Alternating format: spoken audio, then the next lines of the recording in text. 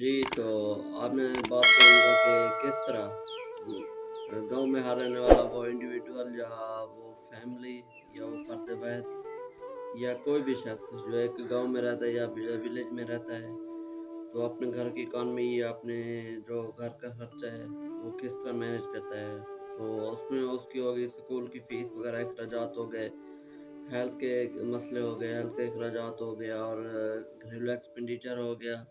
और बहुत सारी चीज़ें हैं जो कि एक हर आदमी को अपनी ज़िंदगी में फेस करनी पड़ती हैं और मैनेज करना पड़ता है उसको।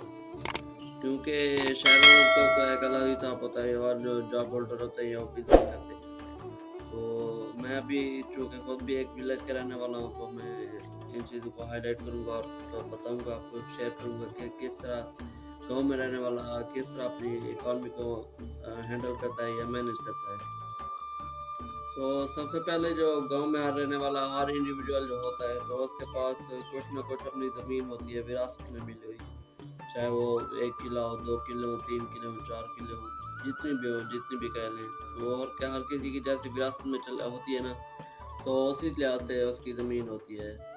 तो सबसे पहले टॉप ऑफ द लिस्ट जिसको आप 10 ऑफ 10 कह लें कि वो होती है ज़राअत। जिसका ज़्यादा फ़ोकस होता है, मतलब जो कि गाँव में रहने वाला होता है, जो इंडिविजुअल होता है, जिसका ज़्यादा फ़ोकस होता है, वो होता है ज़राअत पर। तो सबसे पहले तो ज़राअत होती है, ज़राअत में आगे अब ज़राए अजनास हो गई, गंदम वगैरह हो गई, गंदम तो घर के दाने पूरे साल के हो जाते हैं। उसके बाद कपास की फसल हो गई, वो भी सही है। और उसके बाद जिससे माल मवेशी हैं, वो घास वगैरह भी उगाता है। ये तो हो गई सारी चीज़ ज़राअत के बारे में।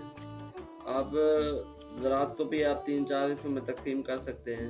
कुछ होते हैं कि ज़राअत में सिर्फ़ वही रिवायती वगैरह की फसलें वगैरह काश्त करते हैं। कुछ होते सब्ज़ी वगैरह काश्त करती हैं। तो उसके बाद आप आ जाएँ, उसके बाद जो भी जिसके पास भी ज़मीन है, वो 4 किले, 3 किले, 2 किले, 1 किला है, तो उसके पास जानवर लाज़मी होंगे यहाँ पे। तो एक ज़रिया वो ज़राअत होगी, दूसरा ज़रिया हो गया इस्तेमाल मवेशी जो उसमें रखे होते हैं। माल मवेशी एक कह रहे हैं आपके जिस तरह औरत के पास ज़ेवर गहना होते हैं, तो यहाँ जो विलेज में रहने वाले होते हैं उनके लिए भी एक किस्म के गहना होता है। तो आप यहाँ पे हर एक के पास जिसकी भी ज़मीन अपनी है, तो उसके पास जानवर लाज़मी होंगे। वो चाहे 2 हो, 3 हो, 4 हो, 5 हो, 6 हो। तो जानवरों का जो दूध वगैरह होता है उसको बेचकर भी गुज़ारा किया जाता है, या कुछ 6 महीने बाद, साल बाद कोई जानवर वगैरह बिकता है, तो वो 1.5 लाख 2 लाख का वो भी आ जाता है। उससे भी घर के मतलब इकॉनमी वगैरह वो भी चलती रहती है। अच्छा, तो मैं बात कर रहा था जानवर वगैरह की, तो ये 2 की चीज़ें होगी जो आपको बताई हैं। एक तो पहले होगी ज़राअत वगैरह एग्रीकल्चर, दूसरे नंबर पे जानवर वगैरह। अच्छा, ये वो तबका है जो मतलब कम पढ़ा लिखा है, जिसके पास डिग्री वगैरह नहीं होती, मतलब होते हैं पढ़े लिखे भी, मैट्रिक पास या मिडल पास जो भी होते हैं, ये सारे ज़राअत वगैरह करते हैं और ये जानवर वगैरह पालते हैं। तो इसके बाद आ जाता है पढ़ा लिखा तबका।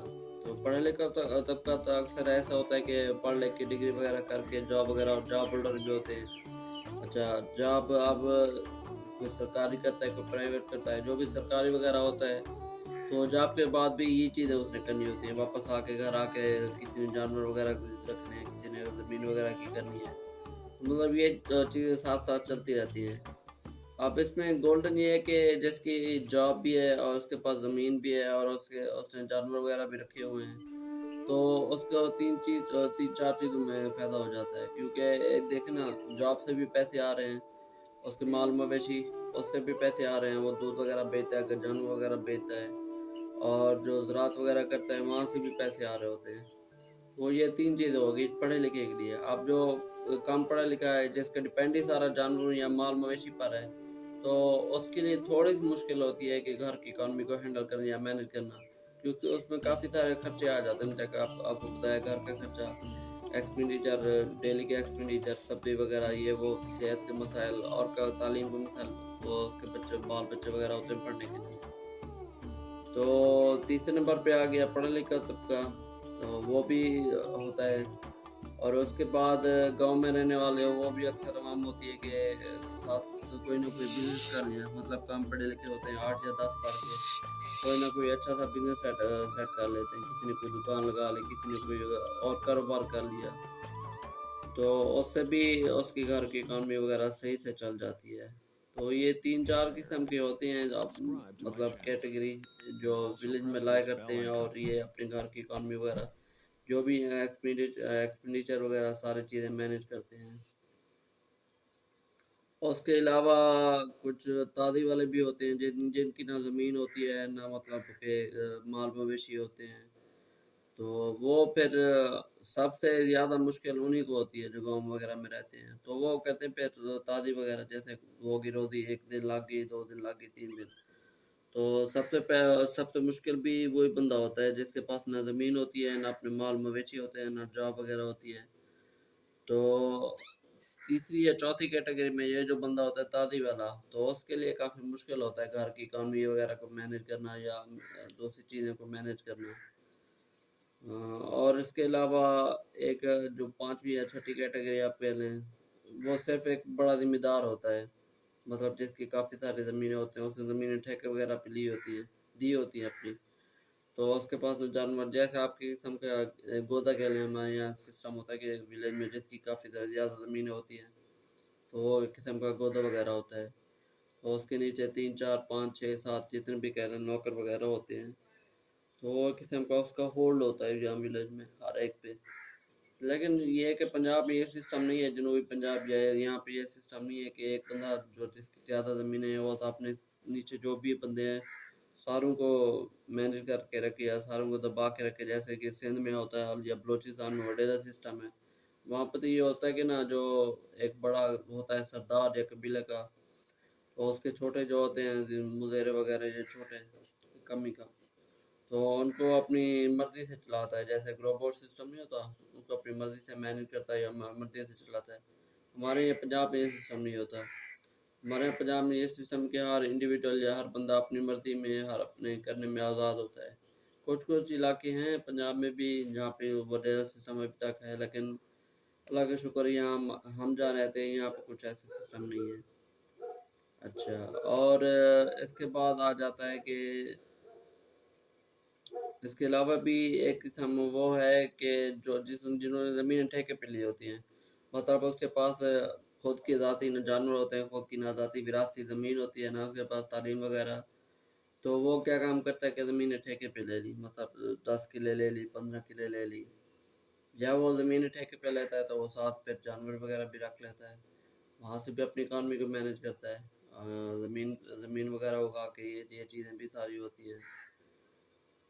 तो ये 4-5 कैटेगरी थी जिसके बारे में मैंने आज बात करनी थी। तो ये कि विलेज में रहने वाला कि हर बंदा कैसे अपनी ज़िंदगी गुजारता है या कैसे अपने घर के अखराजात को मैनेज करता है या किस तरह अपने घर वगैरह के खर्चे को चलाता है। तो ये 4 चीज़ 5-6 चीज़ें थी मैंने आपसे शेयर करनी थी। वैसे इसके अलावा अगर बात की जाए तो एग्रीकल्चर की, तो हमारा मुल्क की इकॉनमी तकरीबन 60 से 70% इसी ज़राअत पे चल रहा है। तो अभी जो हाल है मुल्क का महंगाई का, मुल्क दिवालिया होने पे ज़राअत पे ज़्यादा फोकस नहीं है इस गवर्नमेंट की। तो आई थिंक आने वाले दिनों में ज़राअत पे भी काफ़ी गहरा असर होना है, क्योंकि डीज़ल की प्राइस इस वक्त काफ़ी हाई है और ऊपर से फसलों की भी तमाम मतलब वो वाली पहले वाली कंडीशन नहीं हुई। हाँ, अभी पिछले 7-8 दिनों से 10 दिनों से बारिशें हो रही हैं, कुछ हद तक फ़ायदा हो चुका है, क्योंकि पानी का जो लेवल था ना वो ऊपर आ चुका है और ये चीज़ें काफ़ी फ़ायदा देंगी आगे चल के फसल वगैरह को। तो आज के लिए इतना ही। मिलते हैं नेक्स्ट वीडियो में एक नई कहानी के साथ, एक नए ब्लॉग के साथ। तो इजाज़त दीजिए मुझे। अल्लाह हाफ़िज़।